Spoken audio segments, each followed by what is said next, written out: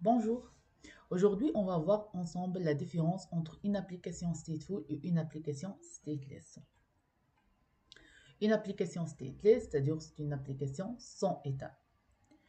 L'application elle-même ne conserve pas les informations liées à une requête ou une connexion. Si on prend par exemple l'exemple de faire une recherche, on va ouvrir notre navigateur, on va taper sur le navigateur la différence entre application stateful et application stateless. Lorsqu'on envoie cette requête-là, par exemple, la requête, elle va être envoyée à une instance 1. Et il y a quelque chose qui se passe dans l'instance. On a perdu le nœud, ou bien le nœud il était interrompu ou quelque chose. Bon, il était endommagé ou on ne sait pas. Là, il n'y a pas de problème. Parce que tout simplement, le client, il va retaper sur le bouton recherche et la requête, elle va être envoyée à une instance 2.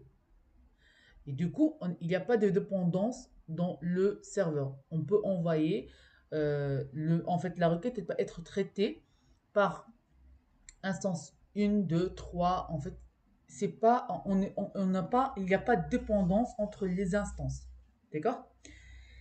Et lorsqu'on parle qu'il n'y a pas de dépendance entre instances, c'est-à-dire on peut avoir plusieurs, on peut démultiplier les nombres d'instances et là on parle de la scalabilité horizontale. C'est-à-dire on peut avoir plusieurs instances, on peut démultiplier les instances dans notre application. Et en plus que le serveur, il conserve rien, conserve pas les informations en fait, qui est liée à la requête ou bien à la connexion. Donc, les informations, ils sont stockées côté client. D'accord? Maintenant, on va passer pour parler d'une application stateful. Tout ce qu'on est en train de parler d'une application stateless, c'est vraiment l'inverse dans une application stateful. Donc, une application stateful, c'est une application avec état, elle conserve l'état. Et du coup, le serveur, il conserve les informations. Donc, dans notre serveur, il y a toutes les informations. Et du coup, on peut pas, l'instance, elle peut pas, en fait, si on va envoyer une demande à une instance bien déterminée, cette instance-là, elle doit terminer le traitement de notre requête. On ne peut pas, en fait, interrompre cette instance et envoyer à une deuxième instance pour finir le travail. Si on prend par exemple ici le cas d'une banque, on veut faire un virement. Donc, par exemple, moi, je veux envoyer à l'instance numéro 1 pour faire le virement. S'il y a quelque chose qui a interrompu mon instance, en fait, il ne peut pas une deuxième instance prendre en charge cette requête-là. Parce que déjà, elle n'a pas des informations sur le client. C'est qui a fait cette demande-là. Parce que les informations, elles sont stockées dans le serveur. Donc, le serveur numéro 1, en fait, l'instance 1 qui a le données sur que je suis, est-ce que j'ai le rôle de faire ce virement, oui ou non, etc. Donc, la deuxième instance, elle ne sait rien du tout sur les clients qui fait cette demande. Donc, elle ne peut pas prendre en charge, en fait, pour continuer le traitement. Et donc là, on peut dire que la scalabilité horizontale, il est impossible. Et du coup, c'est la scalabilité verticale là. C'est-à-dire quoi une scalabilité verticale? C'est-à-dire on doit augmenter les ressources. On doit avoir, en fait, augmenter le CPU, la RAM, etc. Et bien sûr, les informations, ils sont stockées côté serveur. Toutes notre données, ils sont conservées côté serveur. Pour bien comprendre tout ça, j'ai décidé de faire une petite application qui est l'application d'authentification. On va voir la différence entre authentification stateless et authentification stateful. Donc là, on va commencer par authentification stateless. Je présentais ça sous forme d'un diagramme de séquence. D'un client, quel que soit le client, mobile, web, desktop, il veut demander d'un serveur de s'authentifier en premier lieu. Le serveur, il va demander de la base de données une requête SQL pour get le username, password et les rôles. le base de données, il va répondre avec ces informations à notre serveur. Bon, bien sûr, le password, il n'est pas en clair dans notre base de données. Donc là, le serveur, il va faire la vérification de password pour s'assurer que c'est le bon password. Si tout est bon, là, notre serveur, il va générer un token. C'est quoi un token? Un token, c'est une chaîne, en fait, il se présente sous forme d'une chaîne de caractères. Il est composé de trois parties. On va parler dans une autre vidéo en détail sur ces trois parties d'un token, mais maintenant on va juste parler, en gros, il est composé de trois parties. La première partie, c'est quel algorithme il utilise, ce token-là. La deuxième partie, c'est les informations qui concernent les clients. Par exemple, il peut contenir le username, le rôle, l'identifiant de ce client-là, toutes les informations qui concernent le client. Bien sûr que le password. Le password, on ne renvoie pas le password dans notre client. Donc, il y a toutes les informations que le password non. D'accord? Et la troisième partie, c'est la signature.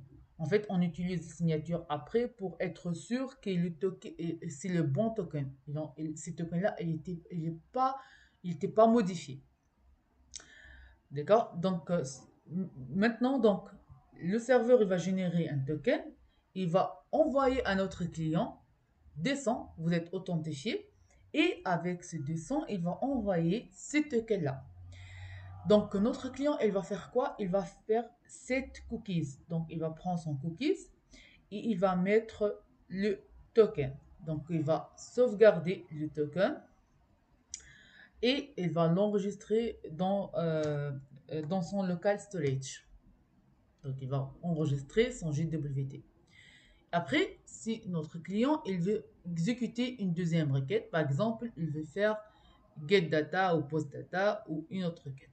Donc, il doit, dans l'entête de cette requête, ajouter ce token-là.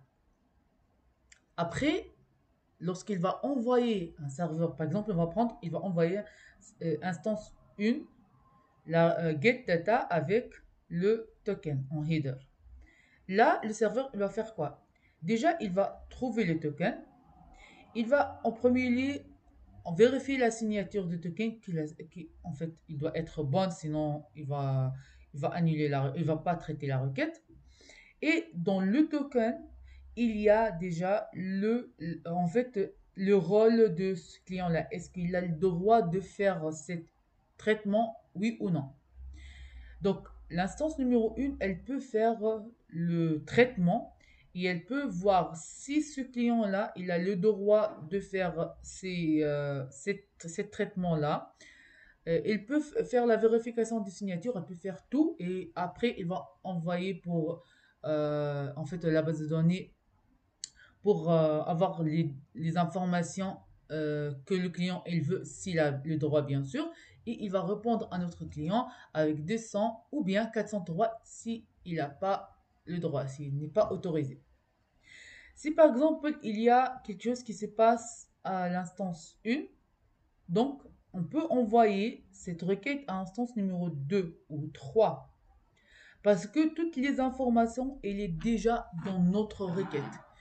N'importe quelle instance, elle peut faire le traitement et elle peut vérifier la signature et elle peut vérifier si ce client-là, il a le droit de faire cette requête, oui ou non. Si on voit maintenant authentification stateful. Donc, le client, il va demander de s'authentifier. Le serveur, il va envoyer une requête SQL à la base de données. Après, le base de données, il va répondre par username, password, role. Après, il y a une vérification de password. Si tout est bon, on est là. Donc, là, le serveur, il va faire quoi? Il va créer une session. Session, il a une forme de map. Donc, il a une ID et value. Donc, l'ID, c'est un identifiant généré automatiquement. Chaque session, il a une ID différente. En fait, la plupart du temps, on utilise l'algorithme UID. En fait, c'est un algorithme qui utilise le data system pour générer un identifiant unique et puisqu'il utilise le date system, donc c'est 100% unique le clé. Et la partie value, dans la partie value, il y a les informations des clients. Donc, dans la partie value, on a le username, le rôle, les informations sur ces clients-là. Après, le serveur, il va envoyer une requête descend à notre client et avec juste l'ID. Il n'envoie pas le value. Donc, le value, ils sont sauvegardés côté serveur. Donc, mon serveur, si moi maintenant j'ai sollicité l'instance numéro 1, donc mes informations des connexions, il est stocké dans instance 1. Il n'est pas stocké dans instance 2. Donc, instance 2, elle ne connaît rien du tout. Elle ne sait pas est-ce que moi, en tant que client, j'ai le droit, quel droit que j'ai, etc. Elle ne connaît rien du tout. Donc, moi, je suis sur l'instance 1, donc mes informations elles sont stockées sur instance 1. Lorsque je réponds à mon client, j'ai envoyé 200 avec juste l'ID. Le client, il va enregistrer ces sessions ID et lorsqu'il veut une autre requête, il va envoyer cette requête avec dans l'entête la session ID. Donc, maintenant, moi, en tant que serveur, je veux recevoir une requête avec une session ID. Je vais chercher dans mon tableau des sessions, c'est un tableau dans lequel j'ai stocké toutes les ID avec les values. Je veux chercher si j'ai déjà cette ID-là. Si j'ai l'ID, je vais voir le value et je vais vérifier l'autorisation. Si cet client-là, il est autorisé. Imaginez que là, il y a quelque chose qui se passe à l'instance 1. Si je vais aller à l'instance 2, cette ID session n'existe pas dans l'instance 2. Donc, l'instance 2, elle ne peut pas faire le traitement de mon requête. Elle ne peut pas me répondre. Je dois finir le travail dans mon premier, en fait, dans l'instance numéro 1, dans mon instance. Donc, je ne peux pas basculer d'une instance à une autre. Et là, on peut dire aussi de load balancer, on peut parler de load balancer. Il est vraiment possible avec stateless, mais dans les applications stateful, le load balancer, il est presque impossible, ou bien il faut mettre il faut réguler le load balancer. Il faut dire que l'instance, il faut dire que par exemple, en fait, une requête bien déterminée, il doit finir sur une instance numéro 1 et après, en fait, à un moment, il peut basculer à instance 2. Donc, on ne peut pas mettre comme ça le load balancer. Il faut vraiment réguler le load balancer de la part, dans une application stateful. Voilà. Donc, c'est ça en gros la différence entre une application stateless et une application stateful. J'espère que c'est clair pour le maintenant. Et voilà, merci et à bientôt.